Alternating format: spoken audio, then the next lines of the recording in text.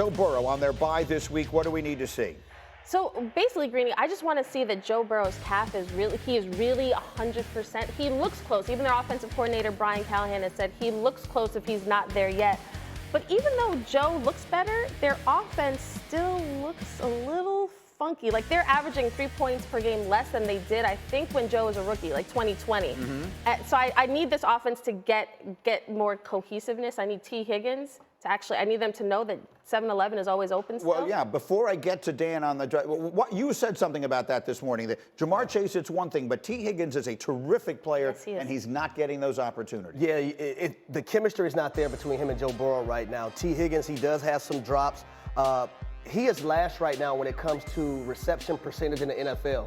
14 catches on 36 targets. Joe Mixon has 16 catches. At the running back that has more than T. Higgins. I think if the Cincinnati Bengals want an opportunity to contend late in the year, T. Higgins has to get going. And that connection between him and Joe Burrow has to be better than it has been so far this season. That's fair. And Dan, I'm fascinated by them. I did a feature yesterday for those of you who were with us about 5 prop bets that I really like. And the Bengals are a long shot at this point to win the AFC. Now, if I were picking a team to win the AFC, certainly I wouldn't take them. But at 13-1, I wouldn't put it past them to get it going here in the second half. We've seen them win road playoff games before. What do you need to see from Joe Burrow when they get back? Well, their season will be determined the next 2 weeks after the bye. They have a bye this week, then they play San Francisco and Buffalo. If they find a way to win those two, this team's going to be in the playoffs, and they're going to be a problem for everyone who gets there. If they don't, then I think it's a long road to try and get there. What I need to see, kill mode.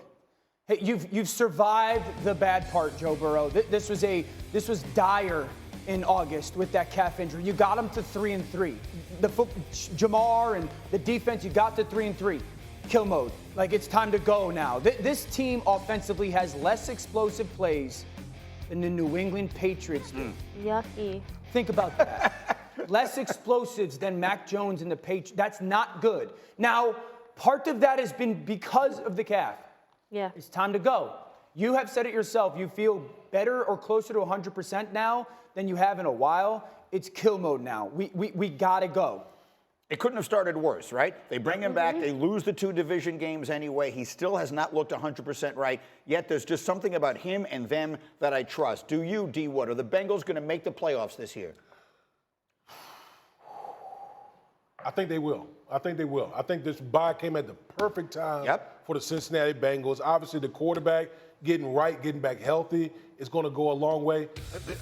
Man, those 2 division losses does hurt. It hurts. It hurt. Like, their margin for error is slim. But getting the quarterback right and healthy, that's a huge part of their success coming down the stretch. And Kmart, I mean, look at the numbers on the screen. Look what the division didn't do. It didn't run away from them. You mean to me, the AFC North is still the best division because we have no idea who's actually going to win it. Preseason, I said all 4 teams would actually make the playoffs. I think you cannot count out the Bengals. The amount of times I've covered this team on the way to the Super Bowl, you cannot, because Joe Burrow has that killer mentality. I think the 2 things about the Bengals, Go. The 2 things. Joe is healthy. And that defense and the youth of their defense is starting to show itself. Cam Taylor-Britt was fantastic last week.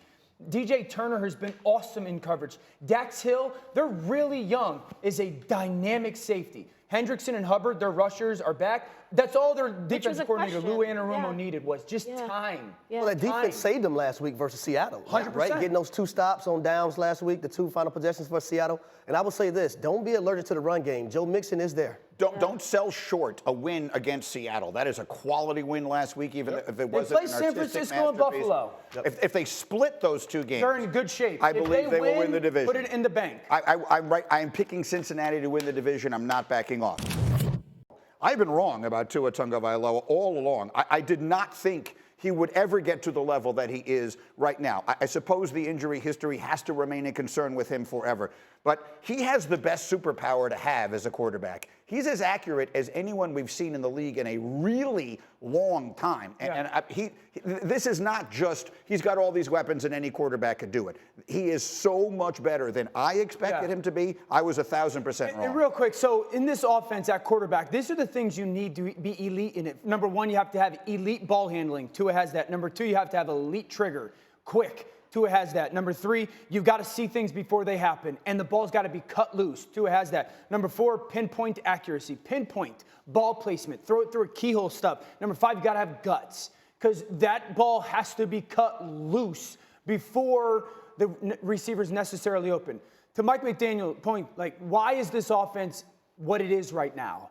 There's so many things that they do to change the rules of a defense before the ball ever gets snapped. And that's a big part of what Tua does. Number, first of all, they'll get into 21 personnel. Those are the 2 backs and the tight end.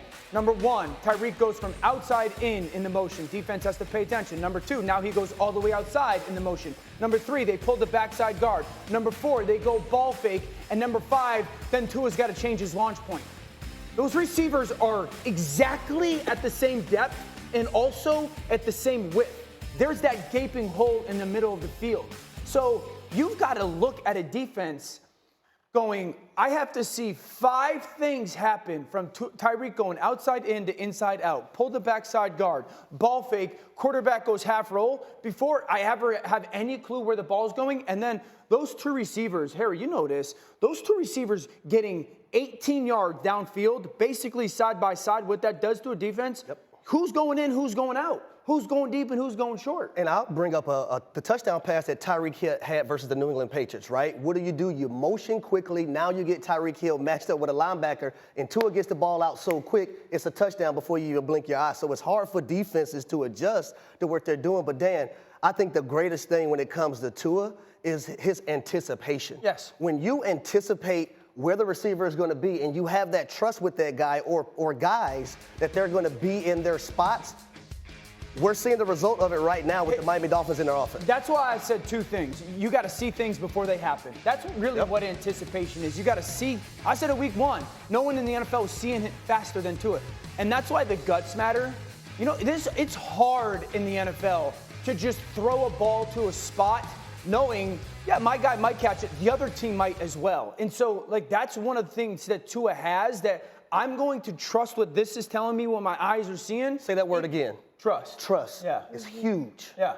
Huge when it comes to with everybody. Exactly. Yes. I'm going to tell you right now, that guy Mike McDaniel is a superstar coach who is going to be around forever, and they're going to talk about him similarly someday to the way we talk about Bill Walsh, people who just completely changed the game offensively. Second of all, that's the best team in the NFL. I think they're going to win Sunday night in Philadelphia, and I asked this group, who's the best team in the AFC?